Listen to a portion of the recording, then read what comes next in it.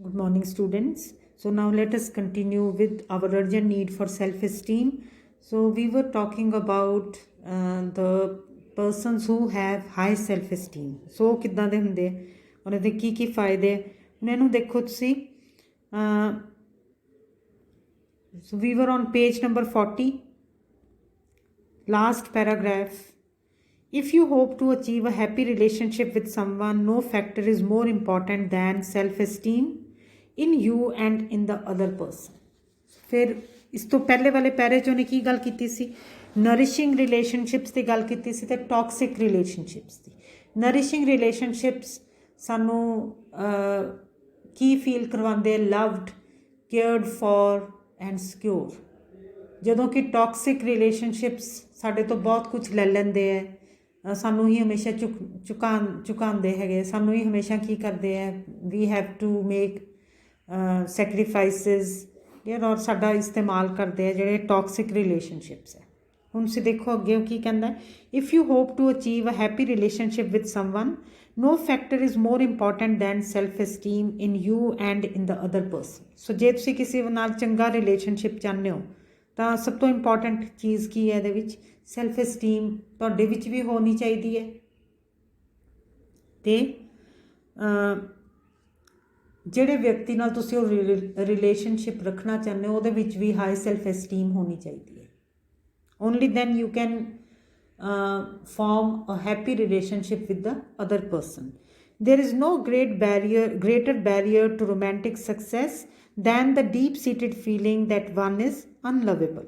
So ਕੋਈ ਵੀ ਇੰਨੀ ਵੱਡੀ ਰੁਕਾਵਟ ਨਹੀਂ ਹੈ ਜਿੰਨੀ ਕਿ ਜਦੋਂ ਜਿਹੜੇ ਵਿਅਕਤੀ ਦੇ ਵਿੱਚ ਤੁਹਾਡਾ ਜਿਹੜਾ ਰਿਲੇਸ਼ਨਸ਼ਿਪ ਹੈ ਉਹਦੇ ਵਿੱਚ ਸਭ ਤੋਂ ਵੱਡੀ ਚੀਜ਼ ਕਿਹੜੀ ਹੈ ਜਿਹੜੀ ਕਿ ਨੁਕਸਾਨ ਪਹੁੰਚਾ ਸਕਦੀ ਹੈ, ਜੇ ਦੋਨਾਂ 'ਚੋਂ ਇੱਕ ਵੀ ਵਿਅਕਤੀ ਦੇ ਵਿੱਚ ਕਿਹੜੀ ਫੀਲਿੰਗ ਹੋਵੇ ਕਿ ਉਹ ਇਸ ਤਰ੍ਹਾਂ ਦਾ ਹੈ ਜਿਹਨੂੰ ਕਿ ਕੋਈ ਪਿਆਰ ਕਰ ਹੀ ਨਹੀਂ ਸਕਦਾ.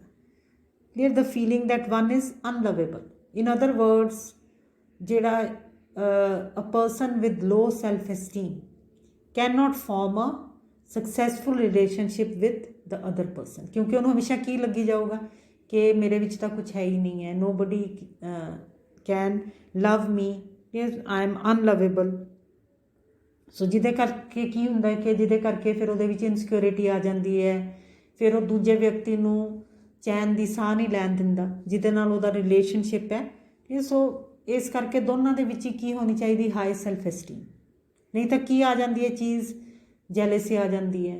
ਕਲੀਅਰ ਕਿ the person whom I am in relationship with, the person whom I love cannot find anything interesting in me. ਸੋ ਸਾਡੇ ਜਦੋਂ ਇੱਦਾਂ ਦੀ ਆ ਜਾਂਦੀ ਹੈ ਫਿਰ ਅਸੀਂ ਵੀ ਬਿਕਮ ਜੈਲਸ. ਜੇ ਉਹ ਵਿਅਕਤੀ ਕਿਸੇ ਨਾਲ ਵੀ ਗੱਲ ਕਰਦਾ ਤਾਂ ਅਸੀਂ ਸਾਡੇ ਤੋਂ ਫਿਰ ਸਾਨੂੰ ਕੀ ਲੱਗਦਾ ਕਿ ਅਸੀਂ ਕਿੰਨੇ ਬੋਰਿੰਗ ਆ, ਜਿਹਦੇ ਕਰਕੇ ਦਿਸ person is now seeking the company of another person. ਔਰ ਫਿਰ ਜਦੋਂ ਇੱਦਾਂ ਦੀ ਜੈਲਸੀ ਆ ਜਾਂਦੀ ਹੈ, ਇੱਦਾਂ ਦੀ ਇਨਸਿਕਿਉਰਿਟੀ ਆ ਜਾਂਦੀ ਹੈ, then that relationship comes to an end. The first love affair we must consummate successfully in this world is with ourselves. So ਜੇ ਅਸੀਂ ਕਿਸੇ ਨੂੰ ਪਿਆਰ ਕਰਨਾ ਚਾਹੁੰਦੇ ਹਾਂ ਤਾਂ ਸਭ ਤੋਂ ਪਹਿਲਾਂ ਸਾਨੂੰ ਕੀ ਕਰਨਾ ਪਏਗਾ, ਆਪਣੇ ਆਪ ਨਾਲ ਪਿਆਰ ਕਰਨਾ ਪਏਗਾ. So the first love affair we must consummate successfully in this world is with ourselves. Only then we are ready for a relationship. Only then we will be fully able to love, and only then will we be able fully to let love in, to accept that another person loves us. So ਜੇ ਸਾਡੇ ਵਿੱਚ ਇਹ ਕਾਬਲੀਅਤ ਹੈਗੀ ਹੈ ਫਿਰ ਹੀ ਅਸੀਂ ਇਹ ਐਕਸੈਪਟ ਕਰ ਸਕਦੇ ਹਾਂ. ਸੋ ਜੇ ਅਸੀਂ ਆਪਣੇ ਆਪ ਨੂੰ ਸਮਝਦੇ ਹੀ ਨਹੀਂ ਪਿਆਰ ਦੇ ਕਾਬਿਲ, ਸਾਨੂੰ ਕੀ ਲੱਗਦਾ ਕਿ ਸਾਡੀ ਤਾਂ ਕੋਈ ਵਧੀਆ ਸਾਡੀ ਪਰਸਨੈਲਿਟੀ ਵਧੀਆ ਨਹੀਂ ਹੈ, ਕਲੀਅਰ. ਸੋ ਫਿਰ ਕੀ ਹੋਏਗਾ, ਨੈਚੁਰਲੀ ਸਾਨੂੰ ਇਹ ਕਦੀ ਵਿਸ਼ਵਾਸ ਹੀ ਨਹੀਂ ਆਏਗਾ that the other person has accepted us, that the other person loves us. ਕਿਉਂਕਿ ਜਦੋਂ ਅਸੀਂ ਖੁਦ ਆਪਣੇ ਆਪ ਨੂੰ ਪਿਆਰ ਨਹੀਂ ਕਰਦੇ ਤਾਂ ਸਾਨੂੰ ਇਹ ਕਦੀ ਵੀ ਵਿਸ਼ਵਾਸ ਨਹੀਂ ਆ ਸਕਦਾ ਕਿ ਦੂਸਰਾ ਵਿਅਕਤੀ ਸਾਨੂੰ ਪਿਆਰ ਦੇ ਕਾਬਿਲ ਸਮਝਦਾ ਹੈ. Without that confidence another person's love will never be quite real or convincing to us. So ਜੇ ਸਾਡੇ ਵਿੱਚ ਕੌਨਫੀਡੈਂਸ ਹੀ ਨਹੀਂ ਹੈ that we are worthy of love, ਕਿ ਅਸੀਂ ਪਿਆਰ ਦੇ ਕਾਬਿਲ ਹਾਂ, ਤਾਂ ਫਿਰ ਸਾਨੂੰ ਦੂਸਰੇ ਦਾ ਜਿਹੜਾ ਦੂਸਰਾ ਵਿਅਕਤੀ ਹੈ ਉਹਦਾ ਪਿਆਰ ਸਾਨੂੰ ਕਦੀ ਵੀ ਸਾਨੂੰ ਉੱਤੇ ਵਿਸ਼ਵਾਸ ਹੀ ਨਹੀਂ ਆ ਸਕਦਾ that the other person's love does not appear to be real or convincing to us, ਸਾਨੂੰ ਉਹਦੇ 'ਤੇ ਵਿਸ਼ਵਾਸ ਹੀ ਨਹੀਂ ਆਉਂਦਾ। And in our anxiety we may find ways to undermine it, ਔਰ ਆਪਣੀ ਚਿੰਤਾ ਦੇ ਵਿੱਚ ਅਸੀਂ ਫਿਰ ਇਨਸਿਕਿਉਰ ਹੋ ਜਾਂਦੇ ਹਾਂ।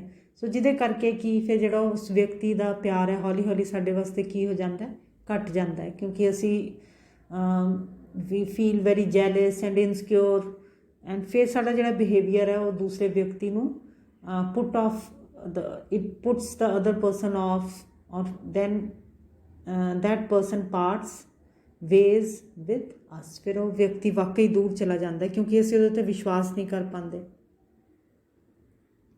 ਸੋ ਨੈਕਸਟ ਦੇਖੋ ਹੁਣ, self esteem is an intimate experience. So ਜਿਹੜਾ ਸੈਲਫ ਐਸਟੀਮ ਹੈ ਉਹ ਕੀ ਹੈ, it is an intimate experience. So intimate experience ਦਾ ਮਤਲਬ ਹੈ ਕਿ it is very personal. So ਇੱਥੇ ਸਮਝ ਲਓ ਇਹਦਾ ਮਤਲਬ ਕੀ ਹੈ। ਉਹ ਕਹਿਣਾ ਕੀ ਚਾਹੁੰਦਾ ਹੈ ਕਿ ਕੋਈ ਵੀ ਸਾਡੇ ਵਿੱਚ ਹਾਈ ਸੈਲਫ ਐਸਟੀਮ ਨਹੀਂ ਭਰ ਸਕਦਾ। ਜਿਹੜੇ ਸਾਡੀ ਆਪਣੀ ਹੀ ਕੋਸ਼ਿਸ਼ ਸਾਨੂੰ ਕੌਨਫੀਡੈਂਸ ਦਿਵਾ ਸਕਦੀ ਹੈ। ਇਹ ਭਾਵੇਂ ਸਾਡੀ ਕੋਈ ਜਿੰਨੀ ਮਰਜ਼ੀ ਤਾਰੀਫ ਕਰੀ ਜਾਵੇ, ਪਰ ਜਦ ਤੱਕ ਅਸੀਂ ਖੁਦ ਆਪਣੇ ਵਿੱਚ ਵਿਸ਼ਵਾਸ ਨਹੀਂ ਕਰਾਂਗੇ। So it is a very intimate experience. It resides in the core of one's being. It is what I think and feel about myself, not what someone else thinks or feels about me. So ਕਿਹਦੇ ਉੱਤੇ based ਹੈ ਤੁਹਾਡੀ self ਐਸਟੀਮ? ਤੁਸੀਂ ਆਪਣੇ ਬਾਰੇ ਜੋ ਰਾਏ ਰੱਖਦੇ ਹੋ। ਸੋ ਕਹਿਣ ਦਾ ਮਤਲਬ ਕੀ ਹੈ, ਜਸਟ ਐਨ ਐਗਜ਼ਾਮਪਲ, ਕਿ ਭਾਵੇਂ ਪੇਰੈਂਟਸ ਤੁਹਾਡੇ ਜਾਂ ਜਿਹੜੇ ਤੁਹਾਡੇ ਵੈਲ ਵਿਸ਼ਰਸ ਹੈ, ਜਿਹੜੇ ਉਹ ਤੁਹਾਨੂੰ ਭਾਵੇਂ ਜਿੰਨਾ ਮਰਜ਼ੀ ਕਹੀ ਜਾਣ ਕਿ ਤੁਹਾਡੇ ਵਿੱਚ ਬਹੁਤ ਕਾਬਲੀਅਤ ਹੈ, ਪਰ ਜਦੋਂ ਤੱਕ ਤੁਸੀਂ ਅੰਦਰੋਂ ਆਪ ਨਹੀਂ, ਕੋਈ ਬਾਹਰੋਂ ਦੀ ਤੁਹਾਡੇ ਵਿੱਚ ਸੈਲਫ ਐਸਟੀਮ ਨਹੀਂ ਭਰ ਸਕਦਾ। ਉਹ ਕਹਿ ਰਹੇ ਕਿ ਭਾਵੇਂ ਦੂਸਰੇ ਤੁਹਾਨੂੰ ਕਿੰਨਾ ਮਰਜ਼ੀ ਕਹੀ ਜਾਣ that you are worthy of, you can achieve a lot, you are worthy of so many things, ਕਿ ਤੁਸੀਂ ਬਹੁਤ ਕੁਛ ਅਚੀਵ ਕਰ ਸਕਦੇ ਹੋ, ਪਰ ਉਦੋਂ ਤੱਕ ਇਹ ਚੀਜ਼ ਜਦੋਂ ਤੱਕ ਤੁਸੀਂ ਅੰਦਰੋਂ ਦੀ ਖੁਦ ਨਹੀਂ ਮਹਿਸੂਸ ਕਰਦੇ, ਕੋਈ ਤੁਹਾਡੇ ਵਿੱਚ ਬਾਹਰੋਂ ਦੀ ਸੈਲਫ ਐਸਟੀਮ ਨਹੀਂ ਭਰ ਸਕਦਾ। It is what I think and feel about myself, not what someone else thinks or feels about me. ਭਾਵੇਂ ਤੁਹਾਡੀ ਮਦਰ ਕਿੰਨਾ ਮਰਜ਼ੀ ਕਹੀ ਜਾਏ ਕਿ ਤੁਸੀਂ ਇਹ ਵਾਲਾ ਐਗਜ਼ਾਮ ਕਲੀਅਰ ਕਰ ਸਕਦੇ ਹੋ, ਤੁਸੀਂ ਯੂ ਕੈਨ ਡੂ ਇਟ, ਪਰ ਜਿੰਨੀ ਦੇਰ ਤੱਕ ਤੁਸੀਂ ਅੰਦਰੋਂ ਖੁਦ ਨਹੀਂ ਮਹਿਸੂਸ ਕਰੋਗੇ, ਉਦੋਂ ਤੱਕ ਤੁਹਾਡੇ ਵਿੱਚ ਸੈਲਫ ਐਸਟੀਮ ਨਹੀਂ ਆ ਸਕਦੀ। I can be loved by my family, my mate and my friends and yet not love myself. ਸੋ ਕਈ ਵਾਰੀ ਕੀ ਹੁੰਦਾ ਕਿ ਤੁਹਾਡੇ ਜਿਹੜੇ ਤੁਹਾਡੀ ਫੈਮਿਲੀ ਹੈ ਤੁਹਾਡੇ 'ਚ ਬਹੁਤ ਵਿਸ਼ਵਾਸ ਰੱਖਦੀ ਹੈ, ਪਰ ਤੁਹਾਨੂੰ ਕੋਈ ਬਾਹਰੋਂ ਦੀ ਵਿਸ਼ਵਾਸ ਹੈ ਭਰ ਨਹੀਂ ਸਕਦਾ। I can be admired by my associates and yet regard myself as worthless. ਸੋ ਕਈ ਵਾਰੀ ਤੁਹਾਡੇ ਸਪੋਜ਼ ਕੋਈ ਜਿਹੜੇ ਆਸ-ਪਾਸ ਹੈਗੇ ਆ ਤੁਹਾਡੀ ਜਿੰਨੀ ਮਰਜ਼ੀ ਤਾਰੀਫ ਕਿਉਂ ਨਾ ਕਰ ਲੈਣ, ਪਰ ਤੁਹਾਡੇ ਵਿੱਚ ਉਹ ਤੁਹਾਨੂੰ ਕੀ ਲੱਗੇਗਾ ਕਿ ਸਾਰੇ ਐਵੇਂ ਕਰ ਰਹੇ, ਐਵੇਂ ਮੇਰਾ ਮਨ ਰੱਖ ਰਹੇ। ਸੋ ਜਦ ਤੱਕ ਅੰਦਰੋਂ ਦੀ ਤੁਸੀਂ ਖੁਦ ਹੀ ਆਪਣੇ ਵਿੱਚ ਸੈਲਫ ਐਸਟੀਮ, ਹਾਈ ਸੈਲਫ ਐਸਟੀਮ ਲੈ ਕੇ ਆਓਗੇ। I can project an image of assurance and poise that fools almost everyone and yet secretly tremble with a sense of my inadequacy. ਸੋ ਹੋ ਸਕਦਾ ਕਈ ਵਾਰੀ ਦੁਨੀਆ ਦੀਆਂ ਨਜ਼ਰਾਂ ਦੇ ਵਿੱਚ ਤੁਸੀਂ ਕੀ ਲੱਗੋ, ਹਰ ਕਿਸੇ ਨੂੰ ਕੀ ਲੱਗੇ ਕਿ ਇਸ ਵਿਅਕਤੀ ਦੇ ਵਿੱਚ ਬਹੁਤ ਜ਼ਿਆਦਾ ਕੌਨਫੀਡੈਂਸ ਹੈ, ਪਰ ਹੋ ਸਕਦਾ ਅੰਦਰੋਂ ਦੀ ਤੁਸੀਂ ਕੰਬਦੇ ਹੋਵੋ।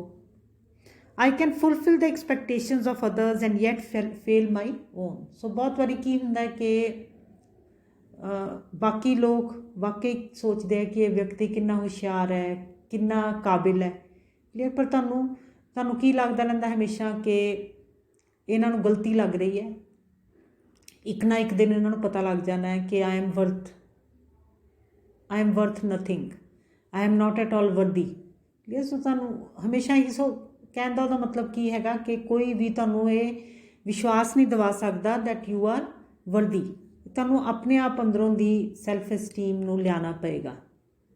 ਸੋ ਭਾਵੇਂ ਜਿੰਨਾ ਮਰਜ਼ੀ ਤੁਹਾਨੂੰ ਕੋਈ ਕਹੀ ਜਾਵੇ, ਤੁਹਾਨੂੰ ਹਮੇਸ਼ਾ ਕੀ ਲੱਗੀ ਜਾਏਗਾ ਕਿ ਇਸ ਵਿਅਕਤੀ ਨੂੰ ਬੜੀ ਭਾਰੀ ਗਲਤੀ ਲੱਗ ਰਹੀ ਹੈ, ਇਹਨੂੰ ਗਲਤ ਫਹਿਮੀ ਹੈ ਮੇਰੇ ਬਾਰੇ, ਕੱਲ੍ਹ ਨੂੰ ਇਹਨੂੰ ਸਹੀ ਪਤਾ ਲੱਗ ਜਾਣਾ ਹੈ ਮੇਰੀ ਕਿ ਮੈਂ ਤਾਂ ਕੁਛ ਵੀ ਨਹੀਂ ਹਾਂ। ਸੋ ਫਿਰ ਤੁਹਾਨੂੰ ਕੀ ਲੱਗਣ ਲੱਗ ਪੈਂਦਾ, ਦੇਖੋ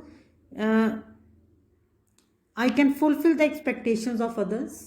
ਹੋ ਸਕਦਾ ਦੂਸਰਿਆਂ ਦੀਆਂ ਉਮੀਦਾਂ 'ਤੇ ਖਰੇ ਉਤਰੋ, ਪਰ ਤੁਹਾਨੂੰ ਖੁਦ ਨੂੰ ਕੀ ਲੱਗਦਾ ਰਹੇ ਵੀ ਇਹਨੂੰ ਗਲਤੀ ਲੱਗ ਰਹੀ ਹੈ, ਮੇਰੇ ਵਿੱਚ ਤਾਂ ਕੁਛ ਵੀ ਨਹੀਂ ਹੈ। I can win every honour and yet feel I have accomplished nothing. So बहुत अचीवमेंट करके भी कई बार सानू की लगता है कि तो बाय चांस मैनू हर कुछ मिली जा रहा है, कल नू मेरी नलैकी सामने आ जानी है। सो जिहदे विच सैल्फ एस्टीम नहीं है, उन्होंने भावें नाल दे जिन्ना मर्जी कही जान। I can be adored by millions and yet wake up each morning with a sickening sense of fraudulence and emptiness. Now fraudulence ਦਾ ਹੀ ਮਤਲਬ ਹੈ ਧੋਖਾਧੜੀ। ਕਲੀਅਰ ਕਿ ਤੁਸੀਂ ਜਿਸ ਤਰ੍ਹਾਂ ਸੁਪਰਸਟਾਰਸ ਹੈ, ਉਹ ਇਹਨਾਂ ਦੀ ਐਗਜ਼ਾਮਪਲ ਇੱਥੇ ਦਿੱਤੀ ਜਾ ਸਕਦੀ ਤੁਹਾਡੇ ਆਪਣੇ ਸਮਝ ਵਾਸਤੇ। I can be adored by millions, ਕਿ ਹੋ ਸਕਦਾ ਮੇਰੇ ਪਿੱਛੇ ਲੱਖਾਂ ਲੋਕ ਫੈਨਸ ਹੋਣ ਜਿਸ ਤਰ੍ਹਾਂ ਕਿ ਸੁਪਰਸਟਾਰਸ ਦੇ ਹੁੰਦੇ ਹੈ, ਪਰ ਫਿਰ ਵੀ ਜਿਹੜਾ ਵਿਅਕਤੀ ਬਹੁਤ ਜ਼ਿਆਦਾ ਜਿਹਦੇ ਪਿੱਛੇ ਲੋਕ ਹੈਗੇ ਹੈ, ਇਟ ਇਜ਼ ਕੁਆਇਟ ਪੋਸੀਬਲ ਕਿ ਉਹਦੇ ਅੰਦਰ ਹਾਈ ਸੈਲਫ ਐਸਟੀਮ ਨਾ ਹੋਵੇ। ਸੋ it is very surprising but it is the reality. ਬਹੁਤ ਵਾਰੀ ਜਿਹੜੇ ਸੁਪਰਸਟਾਰਸ ਹੁੰਦੇ ਆ ਉਹਨਾਂ ਨੂੰ ਅੰਦਰੋਂ ਦੀ ਬਹੁਤ ਇਨਸਿਕਿਉਰਿਟੀ ਹੁੰਦੀ ਹੈ। ਉਹਨਾਂ ਨੂੰ ਕੀ ਲੱਗਦਾ ਹੈ ਕਿ ਬਾਈ ਚਾਂਸ ਤੁੱਕਾ ਲੱਗ ਗਿਆ, ਮੇਰੀ ਇਹ ਫਿਲਮ ਚੱਲ ਗਈ, ਕੱਲ੍ਹ ਨੂੰ ਤਾਂ ਪਤਾ ਲੱਗ ਜਾਣਾ ਹੈ ਵੀ ਇਹਨੂੰ ਤਾਂ ਕੱਖ ਨਹੀਂ ਆਉਂਦਾ, ਇਹ ਤਾਂ ਐਵੇਂ ਹੀ ਹੈਗਾ। ਕਿ ਸੋ ਜਿਹਦੇ ਕਰਕੇ ਕਿ ਤੁਸੀਂ ਕਈ ਵਾਰੀ ਦੇਖਿਆ ਹੋਣਾ ਕਿ ਜਿਹੜੇ ਬੜੇ ਵੱਡੇ ਵੱਡੇ ਸੁਪਰਸਟਾਰਸ ਹੈ, ਕਈ ਵਾਰੀ ਉਹ ਬੜੀਆਂ ਘਟੀਆ ਗੇਮਸ ਖੇਡਦੇ ਹੈ, ਘਟੀਆ ਹਰਕਤਾਂ 'ਤੇ ਕਿਸ ਤਰ੍ਹਾਂ ਆ ਜਾਂਦੇ ਹੈ। ਫੋਰ ਐਗਜ਼ਾਮਪਲ ਜਿੱਦਾਂ ਕੋਈ ਨਵਾਂ ਵਿਅਕਤੀ ਨਵਾਂ ਕੋਈ ਐਂਟਰ ਕਰ ਰਿਹਾ ਇੰਡਸਟਰੀ ਦੇ ਵਿੱਚ, ਸੋ ਉਹਨੂੰ ਉਹਦੇ ਕਰੀਅਰ ਨੂੰ ਤਬਾਹ ਕਰਨ ਦੀਆਂ ਸਾਜ਼ਿਸ਼ਾਂ ਕਰਦੇ ਆ। ਉਹਦੇ ਪਿੱਛੇ ਕੀ ਕਾਰਨ ਹੁੰਦਾ ਕਿ ਉਹਨਾਂ ਦੀ ਆਪਣੀ ਸੈਲਫ ਐਸਟੀਮ ਉਹਨਾਂ ਸੁਪਰਸਟਾਰਸ ਦੀ ਕੀ ਹੁੰਦੀ ਹੈ। I am just giving you examples only ਕਿ ਉਹਨਾਂ ਦੀ ਉਹ ਜਿਹੜੇ ਸੁਪਰਸਟਾਰਸ ਹੈ ਉਹਨਾਂ ਦੀ ਆਪਣੀ ਜਿਹੜੀ ਲਾਈਫ ਹੈ ਆਪਣੇ ਵਿੱਚ ਕਿਉਂਕਿ ਵਿਸ਼ਵਾਸ ਨਹੀਂ ਹੁੰਦਾ। ਸੋ ਉਹਨਾਂ ਨੂੰ ਕੀ ਲੱਗਦਾ ਕਿ ਐਵੇਂ ਮੇਰਾ ਤਾਂ ਲੋਕਾਂ ਨੂੰ ਵਹਿਮ ਹੈਗਾ ਕਿ ਮੈਂ ਆਈ ਐਕਟ ਵੈਰੀ ਵੈਲ, ਕਿ ਕੱਲ੍ਹ ਨੂੰ ਜੇ ਨਵਾਂ ਮੁੰਡਾ ਇਹ ਕਿਤੇ ਇਹਦੀ ਐਕਟਿੰਗ ਲੋਕਾਂ ਨੇ ਪਸੰਦ ਕਰ ਲਈ, ਦੇਖ ਲਈ, ਤਾਂ ਮੈਂ ਤਾਂ ਬਿਲਕੁਲ ਹੀ ਬਾਹਰ ਹੋ ਜਾਊਂਗਾ। ਸੋ ਜਿਹਦੇ ਕਰਕੇ ਕਿ ਉਹ ਕਈ ਵਾਰੀ ਚਾਲਾਂ ਚੱਲਦੇ ਹੈਗੇ, ਕਿਉਂਕਿ ਇਹ ਸਾਰੇ ਲੋਕਾਂ ਦੇ ਵਿੱਚ ਕੀ ਹੁੰਦੀ ਹੈ, ਲੋ ਸੈਲਫ ਐਸਟੀਮ, ਕਿ ਸੁਪਰਸਟਾਰ ਤਾਂ ਹੈਗਾ ਪਰ ਉਹਨੂੰ ਕੀ ਲੱਗਦਾ ਕਿ ਐਵੇਂ ਗਲਤੀ ਲੱਗ ਰਹੀ ਹੈ, ਅਸਲ ਵਿੱਚ ਤਾਂ ਮੇਰੇ ਵਿੱਚ ਕੁਛ ਵੀ ਨਹੀਂ ਹੈ।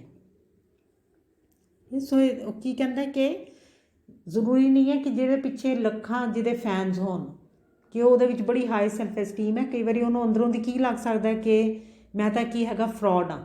ਹਰ ਸਵੇਰ ਉੱਠ ਕੇ ਉਹਨੂੰ ਕੀ ਲੱਗਦਾ ਕਿ ਅੱਜ ਮੇਰਾ ਜਿਹੜਾ ਰਾਜ਼ ਹੈ ਉਹ ਖੁੱਲ੍ਹ ਜਾਣਾ ਹੈ, ਕਿ ਮੈਨੂੰ ਤਾਂ ਕੱਖ ਨਹੀਂ ਆਉਂਦਾ। So this person feels like a fraudster. So ਜਿਹਦੇ ਵਿੱਚ ਲੋ ਸੈਲਫ ਐਸਟੀਮ ਹੈ। To attain success without attaining positive self-esteem is to be condemned to feeling like an imposter, anxiously awaiting exposure.